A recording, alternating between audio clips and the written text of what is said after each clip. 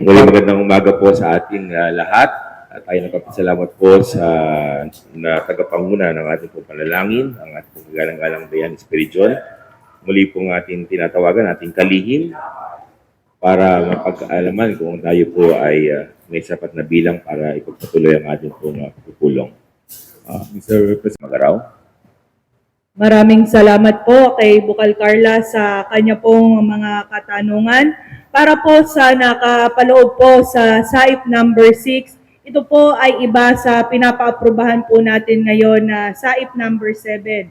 Yung mga nakapaloob po sa SAIP number 6, ito po ay galing din po talaga sa QRF, pero ito po ay yung mga hindi pa po na-obligate na pondo ng QRF nung nakaraang taon. Kaya ito po ay pinasok sa SAIP number 6. Nandun po sa SAIP number 6 yung 15 million na distribution of vegetables and other welfare goods to affected households na pinambili po ng gulay ng provincial government para matulungan ang ating pong mga magsasaka. Naandito din po yung 65 million na pagbili po provision of relief food and non-food items po. Para naman po sa SAIP number 9 po, number 7, ito po ay 53 million. 53 million na obligated po last year. Dahil tayo po ay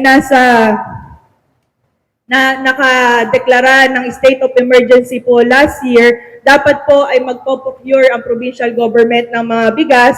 Kaso po ang naging problema ay nagkaroon po ng failed bidding, kaya hindi po na-obligate o naging unobligated po yung pondo para sa pagbili ng mga relief goods. Kaya ngayon po ay kailangan na matransfer ito sa trust fund at magkaroon tayo ng supplemental annual investment program para kung gayon man magkaroon po ulit tayo ng declaration ng state of emergency ngayong taong ito, ay pwede po itong gamitin sa kung ano man po ang kinakailangan sa oras na magkaroon po tayo ng state of emergency. Kaya wala po tayong magiging duplication po. Inuulit ko po, ang nasa SAIP number 6 po ay hindi pa mga obligated na pondo nung nakaraang taon. Samantalang nasa SAIP number 7 ay na-obligate po nung nakaraang taon, kaso nagkaroon po ng failed bidding, kaya naging unobligated fund po ito para sa ngayong taon po. Maraming salamat sa paglilinaw mula pa sa committee ng Finance and Appropriation. Tayo po may nakabinbin na motion, pero para sa huling pagkakataon sa ating pagpapahayag at paglilinaw. Bukal Adahar. Your Honor, can I further interpolate? Para sa huling pagkakataon, ito po hindi naman po pagtutol. Hindi. Okay, para sa huling pagkakataon, ating pong bibigyan ng ating pong kasamahan, Bukal Carla Adar, para sa interpolation. Yes. Just for clarification, Your Honor, the reason why I asked the SP Secretary, although the SP Secretary is not the member of the Sangguniang itself, is that because the SP Secretary receives the document from the executive by which these documents became part of our agenda today. And the agenda today tackles more so of the Supplemental Annual Investment Program number 7.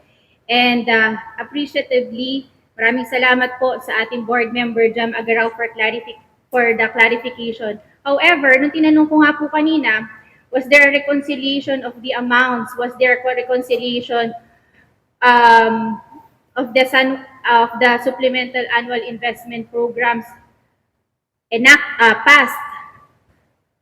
Sabi ng secretary, wala. And na-check rin naman kasi naman talaga natin, wala. At wala rin naman sa naka-attachment. So, for the record, bakit kailangan po natin itong erase? Simply because this may incur a legal and audit exposure if we immediately adopt and confirm SEIP number 7 without requiring reconciliation with SEIP number 6, especially if both measures involve disaster-related funds and or local disaster risk reduction management fund or special trust fund. It is prudent, Your Honor, that legally defensible course is to the legally defensible course is to defer the approval or adoption of the SAIP number 7 for us to receive certain certifications from accounting department, budget office, and the treasurer's office with regards to the utilizations and availability of funds. So again, Your Honor, just to be clear, I am not objecting to the lawful disaster response. I am objecting to the approving of a fiscal measure without sufficient assurance that the same trust fund balance is not being programmed twice and that the proposed utilization is legally, budgetarily, and auditably supported. For the protection of this body, the provincial government, and the public funds involved, I request that this manifestation, my motion to defer, and the request for reconciliation be placed on record. Maraming salamat sa paglinaw. At may tugon po ang ating Maraming salamat proponent. po.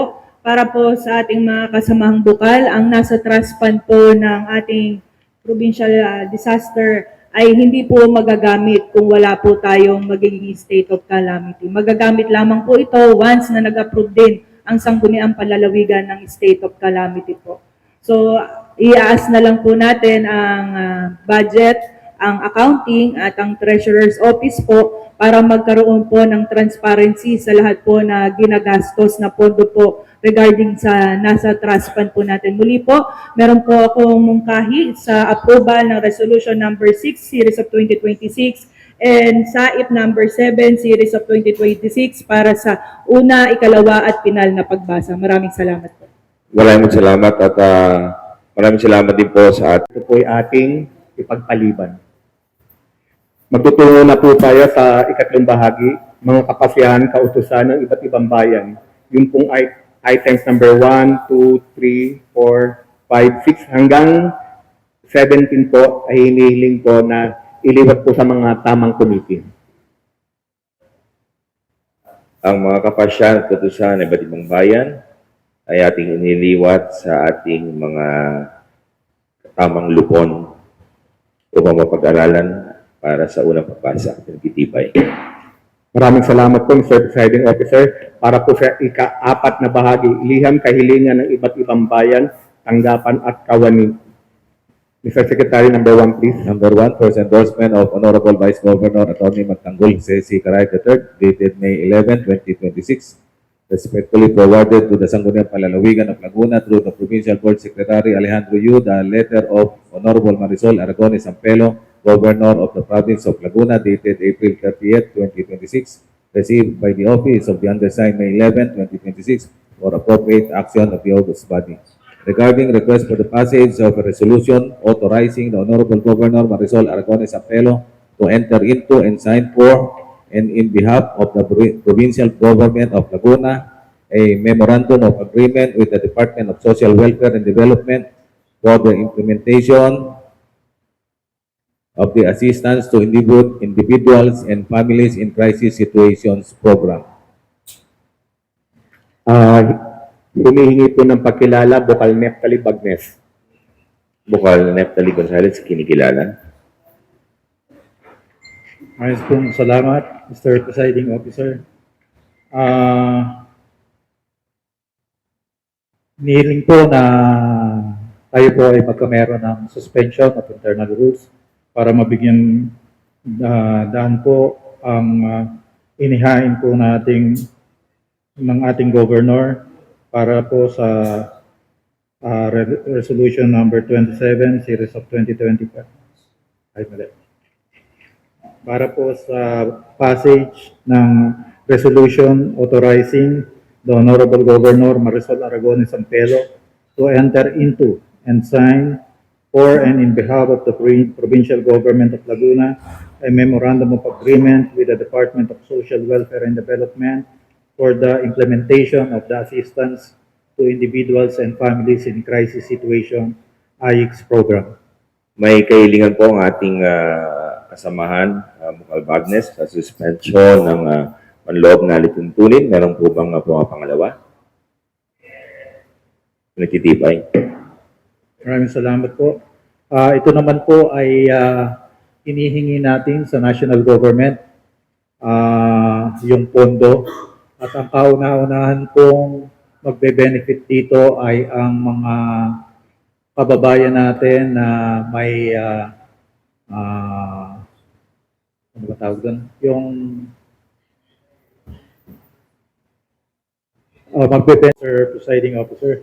Nagulat po ang Committee on Civil Service para po sa bayan ng Louisiana, Municipal Ordinance Number 6, Series of 2026. Wala naman pong nakitang problema, kaya po hiniling po ang pagpapatibay ng ulat ng lupo. Ang ulat ng lupo ng Civil Service ay meron po bang pumapangalawa? At ito ay pinagtitibay. Salamat po. Susunod po para sa committee po ng Ways and Means, humingi po ng pagkilala Bocalarian San Luis. Bukal Rian San Luis. Maraming salamat po sa pagkilala. Committee report po on Ways and Means. Letter A, Binyan City. City Ordinance Number 21-2025. Letter D, Los Baños, Laguna. Ordinance Number 2026-2465. Letter C, San Pablo City. Ordinance Number 48, Series of 2025. Letter T, Siniluan, Laguna. Municipal Ordinance Number 06, Series of 2026. So, Presiding Chair, I move for the adoption. May kailangan ng ating Committee on Ways and Means, Pangulong Bukal Rian San Luis, para sa pagpatibay na 4 na ordinansa mula sa iba't ibang bayan at lungsod. May pumapangalawa. Ang ulat ng lupon ay ating pinagtitibay at tinupkop. Para naman po sa committee report ng transportation, humingi po ng pagkilala Bocal Jose Cartaño. Bukal Jose Cartaño. Magandang umaga po. Committee on Transportation, San Pablo City. Ordinance number 62 S 2026. Rizal Laguna. Ordinance number 001-2026. Liliw, Laguna. Pambayang Ordinansa bilang 10 taong 2026. Santa Maria, Laguna. Ordinance number 263 2026, Pangil, Laguna, Autosambayan bilang 08 taong 2026, Pami, Laguna, Municipal Ordinance Number 02 S 2026. In the view of foregoing, the committee move before the plenary for adoption this committee report.